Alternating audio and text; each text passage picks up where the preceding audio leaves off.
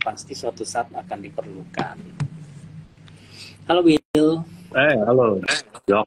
Wah, ini lu lagi-lagi hitam lagi nih. Ya, sudahlah, mau gimana lagi? Pakai Tapi pakai mata batin dah. Bill, ini tadi menyambung pertanyaan terakhir. Ada yang bahas tentang PGO. Sebenarnya kalau gue pikir kan ini the future lah renewable ini.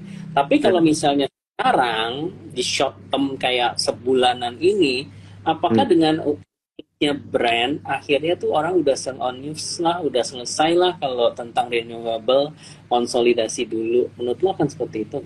Ya, sebenarnya renewable ini kan bisa dibilang kan lebih ke ini ya, Jok ya. Ya, gue bilang hype, ada hype-nya gitu kan. Dibilang ini the future, bener nggak? Bener juga gitu. Jadi sebenarnya ada. Nah, cuma memang kalau lu lihat valuation dari renewable ini, kalau lu compare earnings-nya to market cap, emang mungkin rata-rata pada mahal ya, Jok ya. Maksudnya bukan saham yang lu kayak lihat, wah ini PI-nya contoh nih, kayak batu bara, laba segitu gede, PI rata-rata cuma 3 kali, empat Ya, kali, atau malah ada yang 2 kali. Sedangkan kalau yang renewable, apa, eh, labanya cuma segitu, tapi PI-nya udah gila-gilaan semua gitu kan. Bisa dibilang udah di atas 50 kalian semua pas segala macam. Nah, tapi kalau ditanya nih misalnya ya, em, sektor, misalnya kita bandingin ya, tech sama sektor renewable, sama-sama punya story hype gitu kan, pada saat story-nya naik ini. Nah, tapi renewable ini menurut gua eh, lebih cepet Jok ngasilin laba, karena in fact mereka kan nggak ada yang perlu mereka burning kan, bisa dibilang gitu loh. Kan kalau tech, lu harus burning gitu kan, to get the users atau apa segala macam. Nah, tapi kalau yang renewable ini kan ya nggak ada yang perlu lu burning lah gitu kan, malah kan bisa dibilang lu carbon credit apa segala macam lagi dicari. Nah, memang sekarang challenge-nya tuh menurut gua tuh satu tuh Jok. Terutama kalau gua bilang 1 bulanan terakhir ya. Nah, 1 bulanan terakhir ini em, mulai muncul wacana-wacana dari negara lain juga kayak di Inggris atau di mana gitu kan. Kayak kesannya tuh yang kemarin sebanyak pengen net zero cepet gitu kan, atau bilang demand oil itu bakal turun, coal itu kita shut dan apa segala macam. Nah, 1 bulan terakhir ini beritanya mulai banyak nih, gue perhatiin nih. Ya tiba-tiba ada yang restart coal power plant-nya gitu kan. Ada yang mulai bilang oke oke, kayak di Inggris kita akan lebih relax lah untuk soal ngejar net zero apa segala macam. Jadi kayak pada akhirnya reality itu hit you gitu, bahwa lu mau renewable tapi masalahnya renewable itu satu costly, kedua kalaupun ada yang bisa biaya apa segala macem orang berani bayar lah, tetap resource-nya itu nggak ada Jok gitu untuk menghidupi satu dunia ini. Itu kayak nggak mungkin kayak gitu kan. Nah, jadi sebenarnya yang paling orang incer itu adalah perusahaan mana nih yang bisa jual karbon kreditnya nih Jok, menurut gue yang paling penting gitu. Karena gini, kalau lu mengandalin hydropowernya untuk menghidupi banyak apa-apa itu rasanya belum tuh Jok. Nah, jadi memang yang paling penting sebenarnya mana nih emiten-emiten yang bisa karbon kreditnya itu benar-benar cepat untuk sesuai dengan sertifikasi internasional. Itu kalau nggak salah namanya Vera ya atau apa gitu, sertifikasi yang di luar. Begitu kita align, nah itu tuh kita bisa jual. Nah, itu story yang bisa kita dapat. Jadi nanti ceritanya bisa kayak gini Jok, kayak DMO batu bara aja gitu kan. Ya udah, di luar mereka tetap pakai ya kan yang dirty energy apa segalanya, ya udah, tapi gue akan beli karbon kredit dan negara-negara penghasil karbon kredit gitu. Jadi ya pilih cara gampangnya aja gitu Jok. Gue tetap akan produce yang fossil fuel, tapi at the same time gue juga beli karbon kredit. Nah, negara kita akan diuntungkan kalau begitu, karena gimana pun simple yang menurut gue, negara mana yang paling diuntungkan dengan adanya karbon kredit apa segala macam ini dan renewable trend ini, terutama karbon kredit ya, itu negara yang banyak hutannya gitu. Karena kalau lu nggak ada hutan, susah Jok untuk ngasihin karbon kredit kan, simpelnya kayak begitu. Oke, kalau dilihat-lihat juga memang karakternya perusahaan renewable energy secara sekilas sih kita lihat operating profit marginnya tuh bisa tebel banget 60-70%. Cuman size juga jadi matters. Kalau misalnya lu jalaninnya cuman 50 megawatt apa 100, itu mungkin juga nggak sizable untuk lu akhirnya bottom line-nya profit. Apalagi lu kalau banyak utang. Nah mungkin itu yang teman-teman bisa perhatiin ya gitu. Cepat menghasilkan revenue, tapi ya harus dilihat size dan utang tadi sih. Di situ. Nah, tapi kalau bisa nyambung dikit ya, Bill, di luar negeri tuh karakternya kayak gimana sih? Kalau company-company renewable di luar negeri, mungkin apakah lu ada contohnya gitu yang normalnya sih begini gitu? Ya, sebenarnya tren yang paling jelas gitu ya. Mungkin kita ambil tetangga kita aja yang India tuh Jok, gitu kan. Nah, di India itu kan ada yang grup konglomerat gede juga di sana, itu yang Adani gitu kan.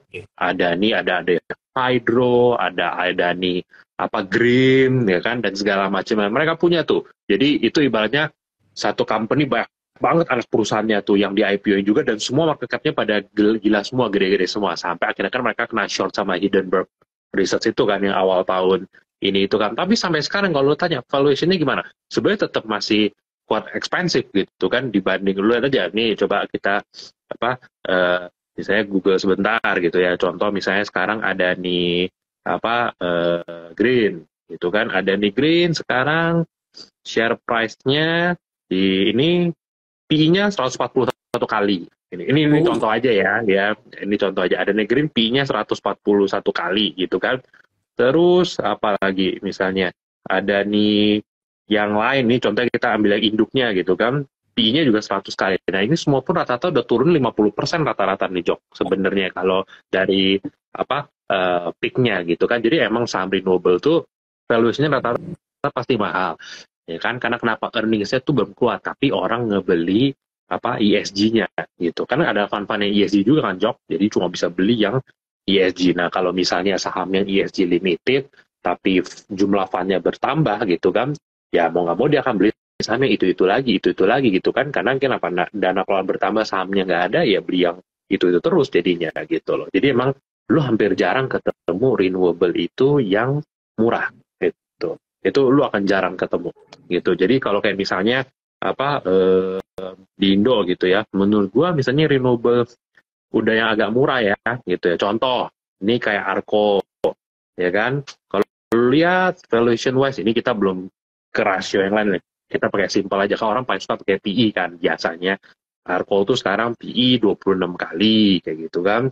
Terus misalnya kayak Kin, PI-nya 13 kali. Ya menurut gua ini udah yang termasuk valuation-nya yang masih masih murah nih, Jok, sebenarnya gitu ketimbang yang lain yang PI-nya ratusan. Tapi sebenarnya kalau untuk renewable kita kurang pas sebenarnya kalau pakai PI doang gitu. Tapi ya itu kan yang paling mudah dipahami lah gitu ya, PI. Nah menurut gue paling di Indo yang bener-bener menurut gue masih murah ya kayak gitu. Sama yang related paling yang kayak Mutu gitu ya. Mutu kan PI-nya juga bisa dibilang kan nggak terlalu tinggi ya, masih di kisaran sekitar 10 kali lah bisa dibilang ya begitu. nah, tuh Mustika kan tuh tadi bertanya sekali mutu masih oke nggak? Sebenarnya secara teknikal mungkin kan kurang ya sekarang karena dia masih agak turun. Tapi memang untuk melihat future prospeknya ya di sekitar 150 below ini sih bisa dicicil bertahap ya untuk lebih ke long term gitu kan. Since juga ini kan masih ya baru mulai lah untuk penjualan karbon ini. Kita belum belum lihat sebenarnya nanti ketika memang udah banyak customer-nya istilahnya gitu ya, yaitu akan mendongkrak revenue-nya berapa. Nah, itu kan yang masih belum terreflect di uh, laporan keuangan yang sekarang kan gitu. Ini Iwan, oh, all in Pani aja paling ciamik. Oh iya, all in di harga sekarang gitu. Harga berapa dulu? Ada ini ya Bill ya, Agung Sedayu Expo ya. Itu kayak mereka kayaknya apa sih Ya, lagi jualin benar. ya. Benar. Nah, nanti mungkin sebagai bocoran aja, mungkin teman-teman yang punya Pani gitu kan, minggu kemarin, hari Minggu itu analis properti kita, Karel itu sama Bu Kristinya Konsep Pani itu tuh ada talk show tuh. Nah, tapi kan mungkin kan belum banyak yang tahu ada acara itu gitu ya. Nah, nanti di tanggal 15, berarti hari Minggu ini ya, itu nanti bakal ada lagi tuh, Jok. Gitu. Oh, Jadi edisi kedua Karel sama Bu Kristinya Pani. Jadi itu nanti bener-bener acaranya tuh sebelum grand prize-nya tuh. Jadi kalau mungkin teman-teman yang punya Pani dan pengen nanya lebih banyak ya kan, mungkin mau sekalian site visit, nah datang di hari Minggu ini itu ada karya lagi tuh di situ tuh. Di marketing galerinya ya, Bill. Ada di IDD, di apa namanya, Indonesia Design District Oh, gitu. yang baru. Oke, yang tempat Benar. baru juga ya. Oke tuh teman-teman langsung cus sembari kulineran, di situ banyak banget kuliner. Oke. Nah, kalau lihat perkembangan tentang perang ini, Bill, Israel, Palestina, kan orang khawatirnya dia merusak jalur distribusi oil lah ya di Timur Tengah situ, sehingga apalagi demandnya mungkin lagi perlu-perlu banget, terus inventory lagi rendah-rendah banget. Menurut Ya. lu perang itu akhirnya akan efek kemana ya selain ke oil? Apakah ada efek lain gitu mungkin akhirnya kemana gitu secara sistemik? Ya, menurut gua gini, uh, orang mulai nyamain kan, orang mulai overlay gitu kan chartnya. Pada saat oil tahun 1973 kemarin, itu kan ada perang Yom Kippur ya namanya ya, perang yang besar juga, terus 1973. Nah, 50 tahun lalu, itu gara-gara perang itu, Jok, harga minyak itu naiknya tinggi banget. Mungkin harganya naik kali, 10 kali lipat ada kali, over the 2 years atau 3 years gitu. Itu naiknya sampai 10 kali lipat tuh. Kalau nggak salah waktu itu, mungkin crude oil itu masih sekitar 3 atau 4 dolar gitu ya, jadi sampai 20 atau 30 gitu kan. Nah, itu karena si Yom Kippur War ini katanya gitu. Nah, tapi yang sekarang menurut gua, apakah oil bakal naik lagi sekencang pada saat kayak Ukraine sama Rusia gitu kan? Menurut gue yang kali ini perangnya agak sedikit berbeda ya. Pertama, ini perang antar satu lokasi doang nih, Jok, gitu kan? Kan bisa dibilang kan si siapa, Israel sama yang tempat perang sekarang itu ya kan, yang Gaza Strip ya namanya, itu kan masih satu wilayah gitu kan. Dan kalau lu lihat sebenarnya mereka kan di darat, jadi tidak ada kayak jalur distribusi yang terganggu sampai gimana banget tuh, Jok. Bahkan kalau nggak salah kayak Exxon atau siapa, Exxon ya, itu masih ngebor oil di kayak lautan lepasnya Israel pun masih katanya masih Intinya belum sampai kayak gimana banget lah gitu. Jadi, dan negaranya ini juga kan bukan penghasil komoditas yang kayak gimana, Jok.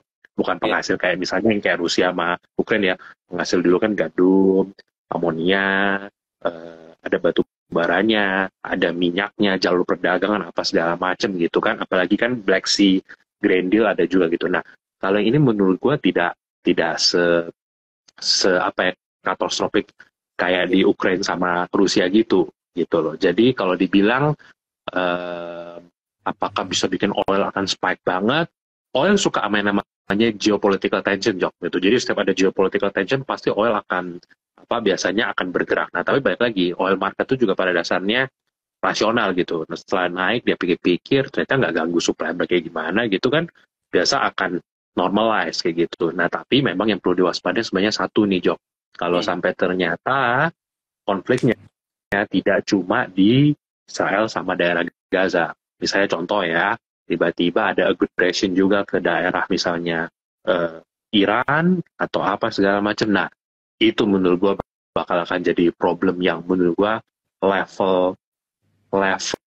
ininya bisa sama kayak Ukraina sama Rusia gitu. Karena itu benar-benar Clash of the Titan lah. Itu bisa dibilang kalau gitu. Karena kan Iran kan oilnya kan cukup banyak yang dijual di black market gitu loh. Gitu. Nah, itu bisa mempengaruhi. Nah, kalau itu kejadian oilnya bisa 100 lebih kalau itu menurut gua. Karena itu benar-benar akan disrupt the supply.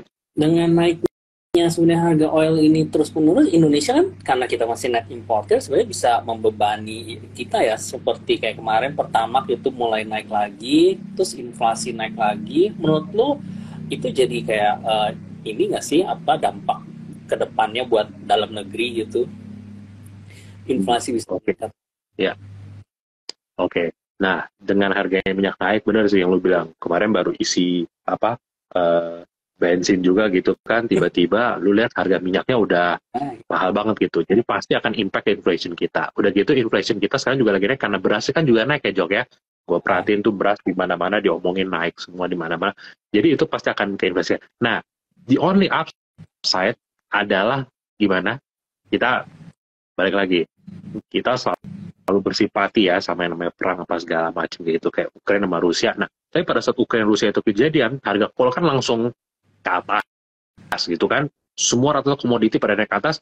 Nah, itu membuat trade balance kita waktu itu kan bagus banget tuh gitu, Jok. Nah, sebenarnya dengan ada geopolitical tension ini, kalau sampai nih oil price-nya itu naik apa lagi oil itu gimana pun juga is the mother of all commodities gitu. Jadi kalau oil naik, tendensinya yang lain akan ikut naik gitu kan. Ini sekarang juga lihat, ini natural gas sudah mulai naik, amonia gue cek udah 550 sekarang gitu. Jadi amonianya udah balik nih, cepat banget dari harga sempat 205 ya kalau nggak salah bulan Juli apa Agustus, sekarang udah 550 lagi gitu. Nah jadi kalau itu mereka naik, coal naik, misalnya CPO naik juga, karena kan oil sama CPO besok lumayan tandem gitu kan, naik juga, ya itu sebenarnya apa akan ada impact yang positif juga untuk trade balance-nya kita tuh Jo. Karena bagaimanapun kita harus akuin negara kita itu adalah negara komoditi gitu. Jadi selama komoditinya naik, ya akan bagus. Tapi tentunya kan sebenarnya kita berharap harga komoditas itu naik kan kalau bisa,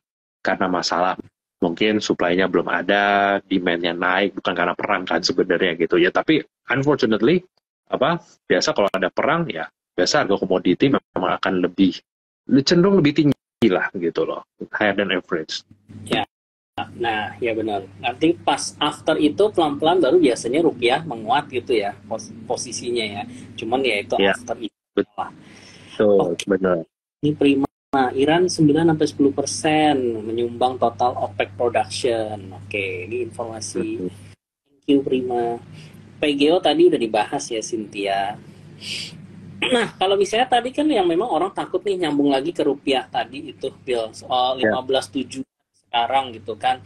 Kayaknya ya, kalau misalnya di konsensus aja tuh mungkin antara 15.6 itu udah target pelemahan yang the worst skenario. Tapi sekarang kayaknya nih udah mulai-mulai offside nih. Nah, kalau ya, misalnya model-model kayak gitu biasanya kan jadi indikator jelek buat IHSG. Kalau rupiah melemah, IHSG kemungkinan jelek nih kalau misalnya kita lihat similarity-nya ya, korelasinya. ya. Menurut lo di momen seperti ini, oke, selain komoditi yang diuntungkan karena basisnya ekspor, ada sektor yang benar-benar diuntungkan lagi nggak dengan pelemahan rupiah? Justru kita cari opportunity nih, Ya, kesempatan dalam kesempatan. menurut gua pasti yang satu yang revenue based on dollar, dan kalau bisa cost-nya in rupiah itu. Nah itu yang biasa paling bagus tuh Jok. Jadi revenue dolar, cost in rupiah. Jadi lu benar-benar menang tuh. Itu kan contoh misalnya kayak lu yang pulp-pulpan gitu kan, yang kertas, yang pulp paper gitu, itu diuntungkan. Kayak misalnya nih contoh aja nih juga nih, kayak misalnya kayak yang offshore, pemain offshore kayak Wintermar revenue in USD loh, ya kan mostly gitu kan, karena rate-nya kan pakai rate luar gitu kan. Kita tanya cost-nya gimana, cost-nya bisa dibilang mostly dia rupiah juga. Nah ini yang sektor-sektor yang paling diuntungkan. Mayora karena dia ekspor apa segala macem juga diuntungin gitu. Jadi overall komoditi kan rata-rata diekspor ya Jok ya. Nah jadi mereka biasa akan dapat benefit juga dari situ gitu. Nah tapi sebenarnya yang perlu kita highlight juga, benar yang lu bilang Jok, rupiah kalau terlalu melemah bablas juga sebenarnya nggak bagus gitu. Sekarang mungkin market masih bisa agak sedikit tenang gitu kan, 15.7 masih tenang. Tapi kalau itu jebol 16.000, gue yakin itu sih pasti pada panik tuh Jok gitu. Karena gimana pun rupiah kalau 16.000 kan udah mendekati hampir yang all time high-nya kan kayak gitu kan. Nah tapi hopefully dengan statement the Fed tadi malam ya, itu si Fed Jefferson kan bilang gitu, kalau lihat yield sekarang udah naik kayak gini, bisa dibilang ada less urgency for the Fed to high rate gitu. Jadi dengan dia lihat yield kan naiknya kencang banget nih ya 1 bulan terakhir ini kan, jadi buat dia kayak nggak perlu the Fed bergerak lagi juga, the market udah going into restrictive mode dengan sendirinya gitu, tanpa the Fed harus push rate-nya naik gitu. Oke, iya iya. Atau sebenarnya mungkin kalau orang spesifik banget tuh kayak apakah yang ekspor-ekspor ke Amerika dulu kan sempat ada ya udang-udangan, nah yang kayak gitu nggak tahu, teman-teman pantau aja. Apakah chartnya bagus gitu, karena kalau kata technical analis kita harus kan chart itu never lie gitu kan. Jadi ya Tuh, lihat. ada Karel tuh, sekalian tuh tanya Pani tuh. Nah, ada Karel tuh di chat tuh. Ya kalau tentang Pani ya, yang habis acara minggu lalu gitu kan, dapat pertanyaan apa gitu yang biasanya orang pengen tahu, boleh di share. Oke. Kalau chart money never live, iya bener sih, strong uptrend ya kalau jaga panjang ya. Oke, Hmm. nah kalau misalnya, oke, gue jadi penasaran nih Bill. Kita kan beberapa bulan yang lalu ngomong sebenarnya ada loh chance di sektor properti if the Fed to the peak gitu Ya, kan. Ternyata agak mundur gitu kan, belum ya mungkin hampir-hampir peak gitu, bukan bukan belum peak gitu ya. Nah itu menurut lo Sumarekon ini kan balik lagi nih ke kepala 500-an, ya. itu jadi makin murah. Dan lu misalnya kayak kalau belum punya properti, apakah bisa gue pilih-pilih sektor yang seperti itu yang di Sumarekon, gue nyicil beli deh? Menurut lu wise nggak? Ya, sebenarnya sekarang kalau gue ngobrol sama Karel juga gitu ya, em, apa sektor properti itu sebenarnya bisa dibilang salah satu sektor yang udah tertinggal lumayan lama, Jok. Ini kalau kita mau fair-fairan ya, apa coba teman-teman lihat 10 tahun terakhir, sektor apa yang bisa dibilang nggak pernah apa naik lagi gitu, maksudnya bridge the previous high ya. Menurut gue tuh cuma beberapa gitu kan. Nah, bisa dibilang salah satu itu sektor properti gitu. Karena kalau gue lihat harga saham BSD, Sumarekon, Ciputra apa segala macam sekarang dibanding 10 tahun lalu sebenarnya bisa dibilang di situ-situ aja gitu. Meanwhile sebenarnya NAV mereka growing ya kan dan segala macam gitu kan. Nah, tapi belum gerak lagi nih. Nah, kita sekarang udah habis dapat komoditi boom kayak gitu kan. Nah, sebenarnya harusnya positif. Nah, tapi sejak Ukraina Rusia punya war sampai sekarang gitu kan, kita belum pernah dapat lagi nih apa job yang namanya kayak easing, financial easing gitu kan. Itu belum ada lagi karena kan semua ngikutin the Fed gitu kan, naikin rate. Nah, kuncinya sebenarnya yang gua sama Karel bilang apa itu yang kita discuss tahun depan kita bisa nggak lihat apa the Fed itu mulai slow down, mangkat suku bunga dan itu bisa kasih angin ke BI untuk potong bunga. Karena kalau kita lihat perkataan dari Pak Peri Warjio, Gubernur BI, itu kalau nggak salah dia ngomong 2 minggu atau 3 minggu lalu ya, 2 minggu lalu mungkin. Dia bilang sebenarnya BI bisa nurunin suku bunga, bisa. Dia bilang karena inflasi Indonesia itu rendah gitu kan, terus juga trade balance kita oke gitu kan. Nah, apa tapi the Fed-nya belum support nih kayak gitu kan. Nah, jadinya tuh susah gitu loh. Gitu. Oke, balik lagi ya, harus sentimen menggerakkan banyak orang gitu, investornya pada agree masuk di situ, baru gerak. Kalau kita doang yang beli tapi yang lain pada nggak beli, lu lawan market, ya lu sabar banget gitu kan sampai nunggu momen. Benar, Walaupun sektornya bagus secara fundamental, bagus historical, ini murah ya, tapi kita harus sadar bahwa flow itu penting gitu ya. benar, benar. Karena apa weighting fund-fund di sektor properti kan belum naik lagi nih. Kayaknya semua pada nungguin apa namanya the Fed kayak mulai peaking. Nah, mereka langsung tahu nih BI habis itu bisa cut rate, habis itu harusnya sektor properti itu sahamnya bisa jalan lagi gitu. Nah, ini kita ngomong kan properti secara overall ya. Jadi memang sekarang gamenya sih adalah kalau lo mau beli sektor properti, lo harus pilih yang menurut lo daerahnya is the next big thing gitu. Jadi udah nggak bisa kayak tahun 2011 sampai 2013 kemarin gitu kan. Pada saat 2010 sampai 2013 lu beli apa aja properti naik, developernya kan harga sahamnya semuanya itu gue masih ingat itu yang paling fenomenal mungkin kayak Lipo Cikarang gitu kan, Alam Sutra gitu kan, BSD Sumarekon naik nggak setinggi itu dua gitu kan. Nah tapi begitu apa tough time kayak gitu ya lu harus bisa pilih-pilih sih mana yang apa sektor apa sorry mana yang daerah pengembangannya tuh masih benar-benar inilah apa prospek gitu. Jadi udah bisa sembarang lagi sama kayak lu beli Samtek aja Jok pas tahun 2020 kemarin 2021 lu beli apa aja Bank Digital naik semua ya kan, mau lu beli Bank Jago, lu beli BBHI ya kan, lu beli BBYB sampai lu beli bank yang apa yang bahkan lu mungkin nggak pernah lihat gitu kan atau apapun naik semua gitu kan. Nah tapi begitu kondisi kayak sekarang lu harus bener-bener selektif. Kalaupun misalnya lu pikir one day tech boom bakal balik lagi gue mau beli sekarang, lu harus sudah mulai pilih-pilih deh, sekarang udah nggak bisa sembarangan lagi gitu Ya, lebih ke selected lah, ke fundamentalnya tadi yang Billy bilang di awal juga, yang bottom line-nya tuh memang udah menghasilkan lah, lebih bagus lah, jangan sembarangan gitu ya. Kata Lani, enak beli rumah daripada sahamnya, cepat naiknya. Investor properti nih Lani nih kayaknya nih, real property. Hah?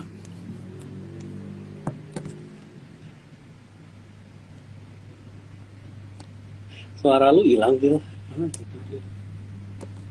Ya, oke.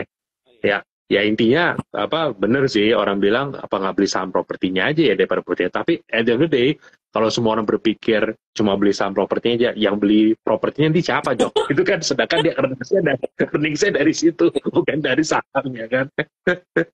Nah, makanya tetap harus ada real customer gitu ya. Oke, nih kayak terakhir nih ada Teddy ya nih. Astra juga nih 10 tahun di situ-situ aja. Nah, kemarin tuh agak ada pertanyaan juga sih Bill, nasabah lah. Saham sebenarnya mending beli saham apa reksadana sih gitu kan.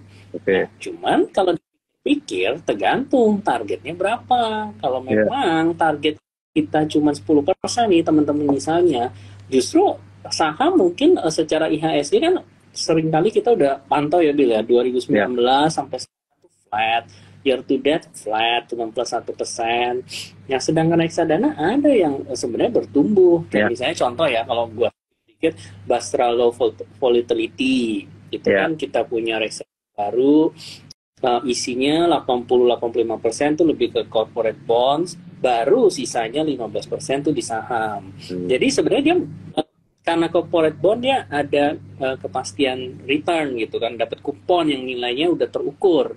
Benar. Sebenarnya ya itu mencapai 20% malah lebih gampang ya Bill, karena kayak kupon sekarang sekitar 7%-an gitu kan. Nah, terus udah gitu alfanya ya dari saham yang 15% dia naik berapa? 20% kah? Kalau naik 20% berarti 3% additional return ditambah 7%, ya total 10%. Sebenarnya gampang aja gitu. Jadi ya tergantung teman lebih benar. Jadi kalau ditanya bagusan saham apa reksadana, sebenarnya in general ya namanya pasar reksadana, ini kita ngomong reksadana saham ya, pasti ya bergantung sama yang namanya indeks harga saham gabungan ya Jok ya. Nah tapi balik lagi, kepintaran fund manajernya juga menurut gua tuh penting gitu kan, bagaimana mereka ngelola asetnya gitu kan, dan positioning di sahamnya, bondsnya, kapan overweight di bonds, kapan overweight di saham itu penting gitu kan. Nah makanya kalau misalnya lu tanya dibanding ISG sekarang ya baru 1%. Kalau lu tarik dari 2018 bulan Februari sampai sekarang, which is itu berarti udah hampir 6 tahun Jok, ya kan? Nanti bulan Februari udah 6 tahun tuh. ISG itu cuma dari 6.600 sekarang 6.900. Berarti dalam waktu 6 tahun ya kan hampir returnnya cuma bisa dibilang 4% Jok. Which is itu kalau lu annualize Jok, itu tuh returnnya tuh super kecil parah gitu. Malah kalau dibandingkan bunga tabungan dari bank biru yang biaya adminnya gede daripada bunganya itu, lebih gede itu mungkin gitu kan kalau lu depo di sana kayak gitu. Nah jadi memang sebenarnya kalau ada yang mau invest reksadana itu bisa nggak sih? Menurut gua reksadana juga salah satu instrumen yang bisa lu jadiin ini juga sih alternatif. Contoh yang tadi Jogi bilang benar tuh teman-teman. Mungkin ya teman-teman kalau nanti punya waktu, yang mungkin punya reksadana, suka invest di reksadana juga mungkin untuk keperluan pribadi atau keperluan perusahaannya, bisa cek tuh yang namanya produk Trimega Bastra yang low volatility. Jadi bukan yang Bastra biasa ya, Bastra yang low volatility. Jadi volatility-nya lebih rendah. Itu dari inception bisa dibilang berapa bulan lalu ya, sekitar 6-7 bulan itu returnnya itu udah 7%, dan grafiknya cenderung, menurut gua grafiknya cenderung rapi gitu. Jadi udah kayak ala-ala fund fixed income gitu ya, yang lebih stabil gitu ya. Memang nggak lurus banget, tapi menurut gua rapi itu. Nah itu teman-teman mungkin bisa coba lihat, dan kalau memang misalnya teman-teman interest beli, nah kebetulan itu hanya eksklusif ya Jok ya, dijual di Trimega sekuritas gitu, di aplikasi kita diterima gitu. Jadi teman-teman bisa lihat di situ gitu. Jadi menurut gua either lu di money market kalau lu emang benar-benar defensif, atau ya lu sekalian beli yang kayak Basra LV kayak gitu tuh Jok gitu loh. Nah kecuali market saham udah bullish banget Jok, nah Mungkin Oh lu bisa pindah ke reksadana atau lu gas main sendiri dah kayak begitu. iya, benar. Nah ini jadi teman-teman kan kita juga sebagai investor harus active manage lah kita punya portofolio. Nggak melulu maksudnya harus di saham terus. Kecuali oke kita bisa ketemu beberapa Nih, saham yang mungkin kalau teman-teman nih Jok ya, nih pas gue lihat kalau mau lihat ini grafiknya kurang lebih kayak gini nih teman-teman. Tuh. Jadi dia naiknya cenderung yang stabil ya, Trimegah Basra LV ini gitu. Jadi jangan lihat dari depan ya teman-teman, dari bawah sini nih awalnya nih. Takutnya kelihatan kayak turun malah. Ini ini dari bawah di sini gitu ya. Di sini dari bawah. Nah, dia pelan-pelan naik cukup stabil sih sebenarnya. Ini so far bisa dibilang return-nya sih apa menurut gue sih oke ya gitu ya. Gitu. jadi mengkombinasikan at the end of the day kita berharap kan berapapun kenaikannya sebenarnya porto kita bertumbuh gitu, jangan Ya, negatif betul. gitu kan. Jadi ya bisa berkembang lah portofolionya. Hmm. Belinya pakai aplikasi Trim juga ya. Iya benar Yanti. Jadi semua itu bisa dibeli hanya melalui apps kita. Ya. Pencet-pencet beres. Ya, nggak ada di tempat lain teman-teman. Jadi nggak usah capek-capek ubek-ubek di platform yang lain ada nggak ya? Itu nggak ada kalau itu. Cuma di kita aja. Ya kebetulan ini memang strateginya berbeda, new konsep dan inilah kita punya menyesuaikan kondisi market gitu dan kebutuhan dari investor. Sebenarnya lebih ke sana, jadi produknya lebih inovatif. Oh ya benar juga Oke. nih. Mumpung Abdullah ingetin, teman-teman kalau yang punya apa aplikasi terima yang lama gitu ya, udah waktunya nih di-upgrade ke Terima Plus ya teman-teman ya, bisa langsung download ya kan ya Jok ya. Ini aplikasinya udah beda banget nih teman-teman. Tuh, UI beda, ya kan? terus nanti Udah beda banget dibanding yang teman-teman punya sekarang. Jadi mungkin kalau yang udah nunggu kapan nih terima nggak apa segala macam.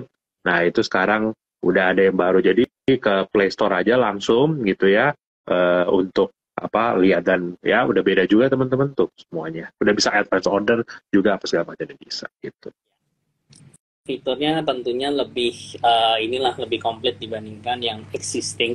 Tapi meanwhile dipakai keduanya juga masih bisa ya. Betul. Jadi teman-teman. Masih bisa juga gitu. Oke, kalau begitu thank you banget Bill, thank you teman-teman. Ya, thank you. Kita pembukaan Dow Jones, oke? Ya. Bye bye teman-teman. Oke, thank you, Jok. Thank you.